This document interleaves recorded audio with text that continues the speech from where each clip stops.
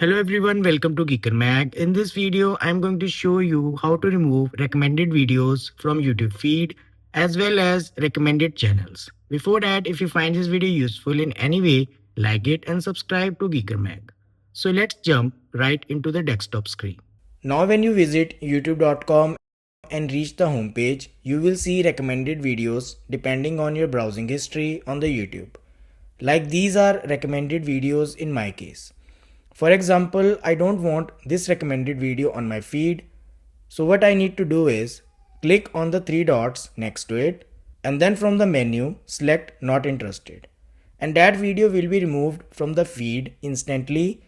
If asked, you can also give reason why.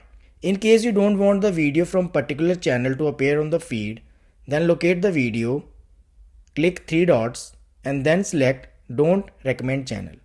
Again, that video will be removed from the feed and you will see the message that we will no longer recommend videos from this channel. Now the thing is, you can still search for that video and channel manually whenever you want. But by doing this, YouTube will not show them automatically as recommendation. So this is how to remove recommended videos from YouTube. I hope this helps. If you have any query, feel free to ask in the comments. Thanks for watching.